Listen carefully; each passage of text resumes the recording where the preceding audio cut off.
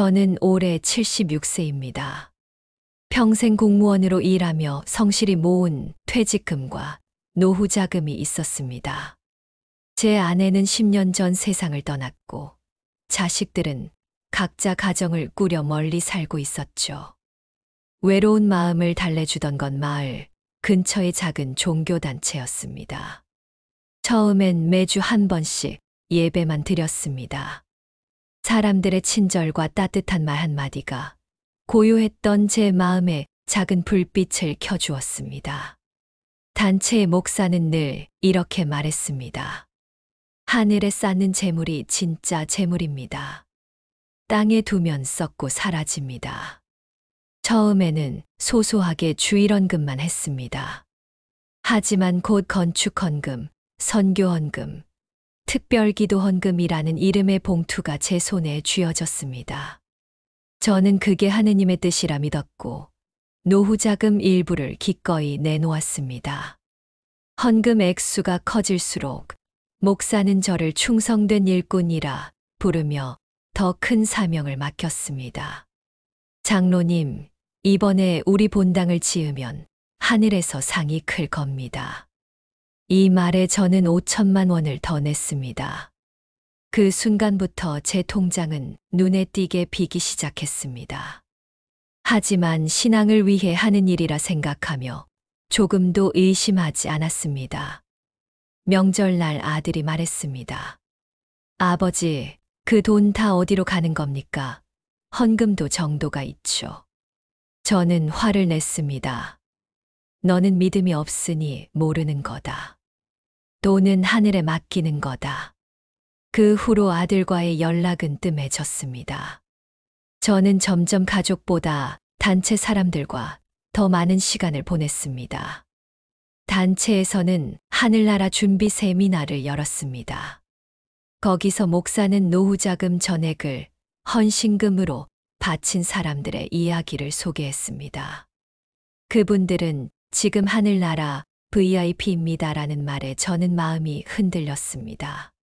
그날 밤 제 통장에 남아있던 1억 원을 전부 헌금 계좌로 이체했습니다.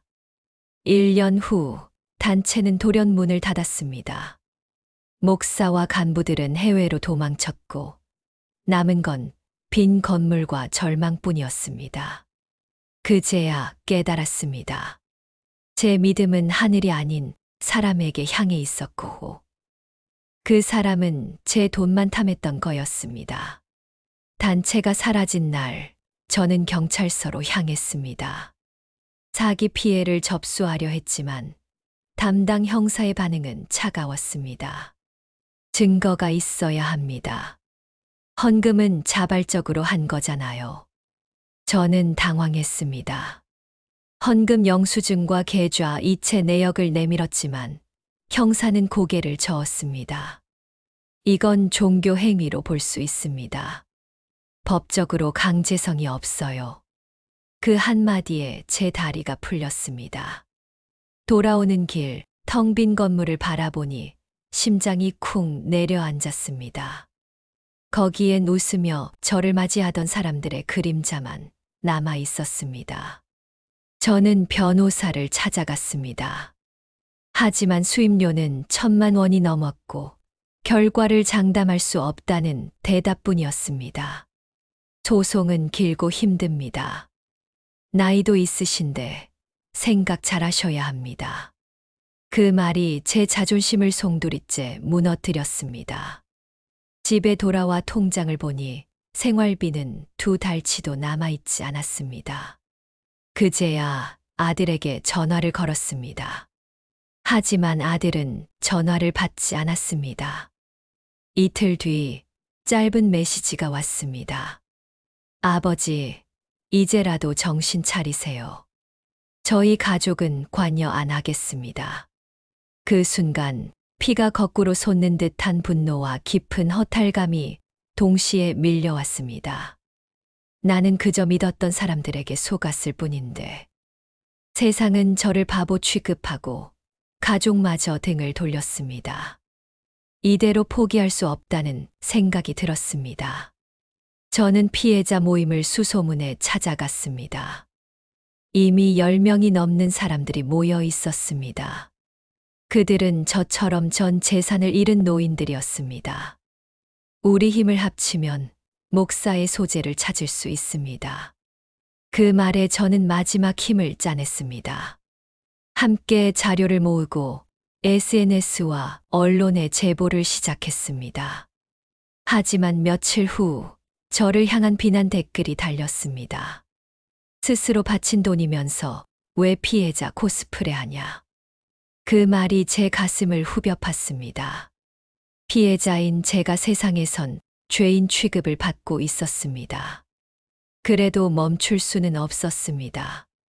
제 인생이 무너진 날, 잃은 건 돈만이 아니었으니까요. 피해자 모임은 매주 저녁 조그만 커피숍에서 모였습니다.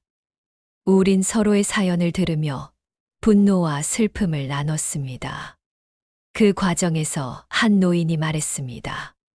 그 목사, 제주도에 있다는 얘기를 들었소. 순간 공기가 무겁게 가라앉았습니다. 우리는 즉시 항공권을 검색했습니다. 다들 생활비가 빠듯했지만 모은 돈으로 대표 2명을 보내기로 했습니다. 저도 자원했습니다. 내 눈으로 직접 확인하겠습니다. 그렇게 다음 날 새벽, 저는 피해자 대표와 함께 비행기에 올랐습니다. 제주공항에 도착하자마자 우리는 제보자가 알려준 주소로 향했습니다. 그곳은 한적한 시골 마을, 높은 담장 안에 새로 지은 주택이 있었습니다. 창문 너머로 낯익은 얼굴이 보였습니다. 바로 그 사람이었습니다. 순간 심장이 미친 듯이 뛰었습니다. 하지만 우리는 함부로 들어갈 수 없었습니다. 증거를 확보해야 했습니다. 대표는 핸드폰으로 사진과 영상을 찍었습니다. 그 사람은 마당에서 웃으며 전화를 하고 있었습니다. 손에는 명품 시계가 빛났습니다. 그 모습에 이가 갈렸습니다. 우리의 피 같은 돈으로 산 집, 차, 그리고 그 미소. 다음 날 우리는 변호사와 언론에 그 영상을 전달했습니다. 며칠 후 지역 방송에 그 목사의 근황이 보도됐습니다. 하지만 결과는 우리의 기대와 달랐습니다. 목사는 인터뷰에서 이렇게 말했습니다. 모든 돈은 교회 사업과 선교에 사용했습니다. 저는 떳떳합니다. 그 거짓말이 전국에 퍼졌습니다. 심지어 일부 신도들은 우리를 마귀의 사주를 받은 자라 비난했습니다. 그날 밤 저는 잠을 이루지 못했습니다. 이 싸움은 단순히 돈을 되찾는 게 아니라 제 인생의 명예를 되찾는 싸움이란 걸 깨달았습니다. 그날 이후 제 마음속에 남아있던 불안감은 사라지지 않았습니다. 아무리 고개를 저어도 계속해서 무언가 숨겨져 있다는 직감이 들었습니다. 그래서 저는 조용히 그리고 집요하게 움직이기로 했습니다. 먼저 오래 알고 지내던 지인의 도움을 받아 시청 민원실로 향했습니다.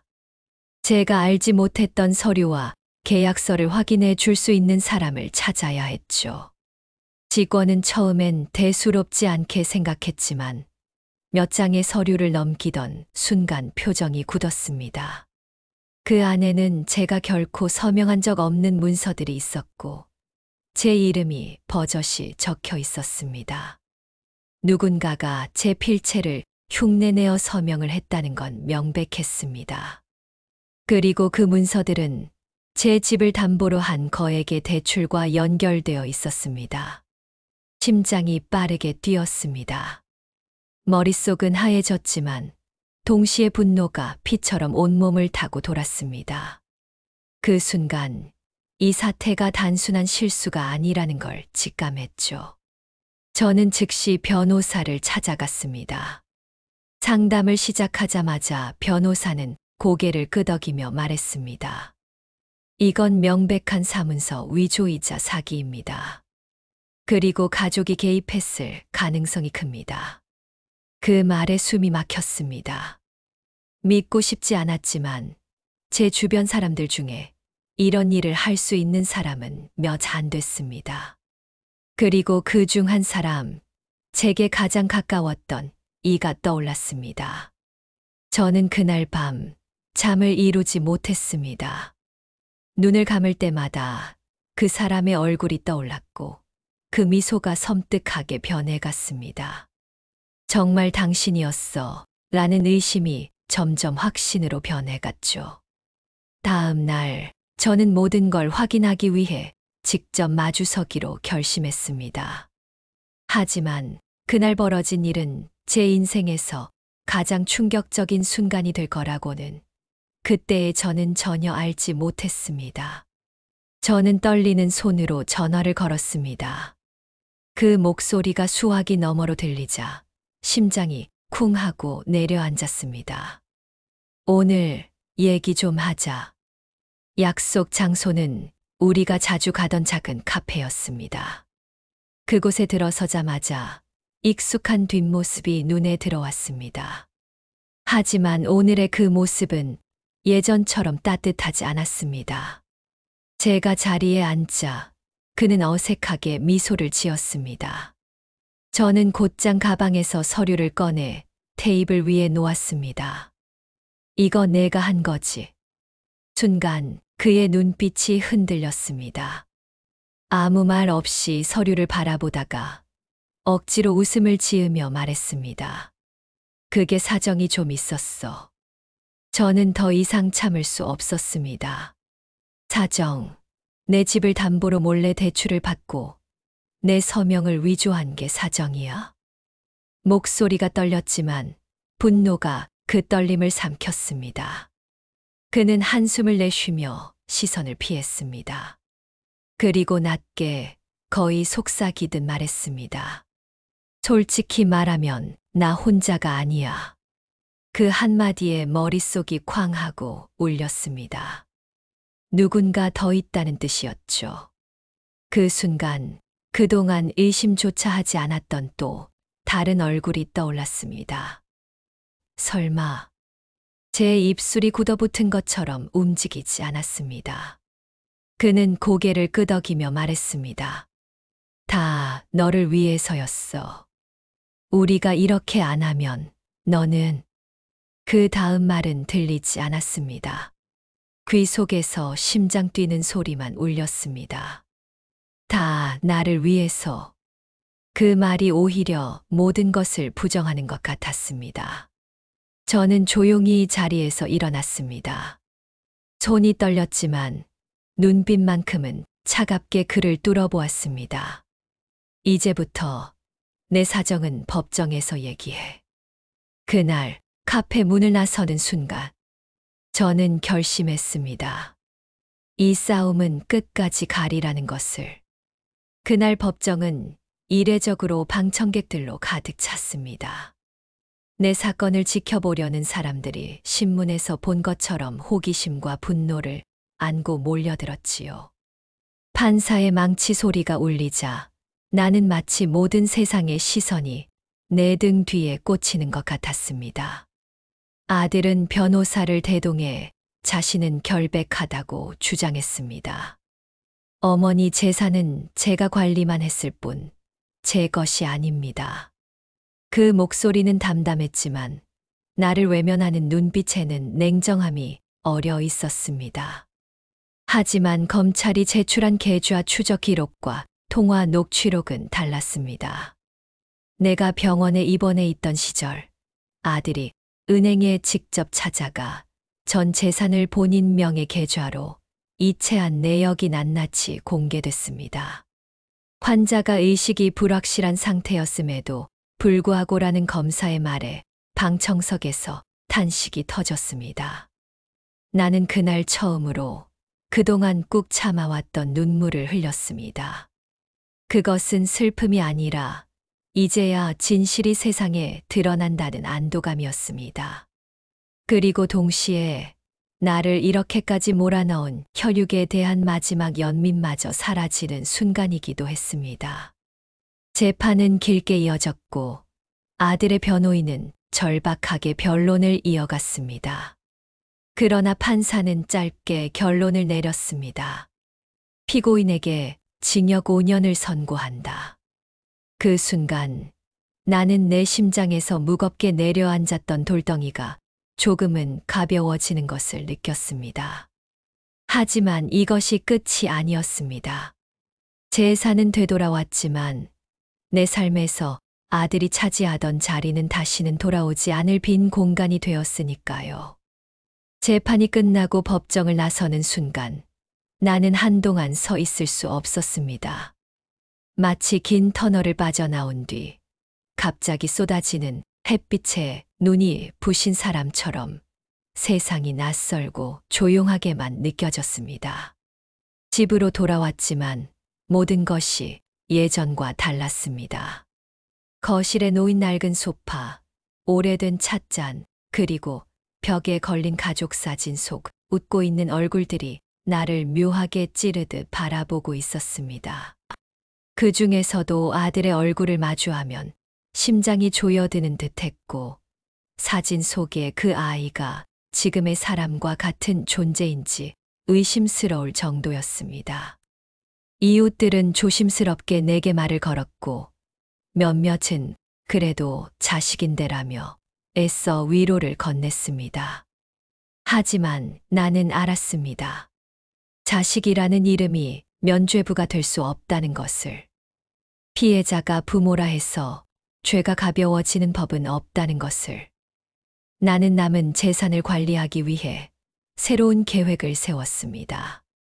이제 더 이상 가족이라고 해서 무조건 믿지 않기로, 법적인 장치를 미리 마련하기로, 그리고 무엇보다도 내 삶의 주도권을 끝까지 내가 쥐기로 결심했습니다.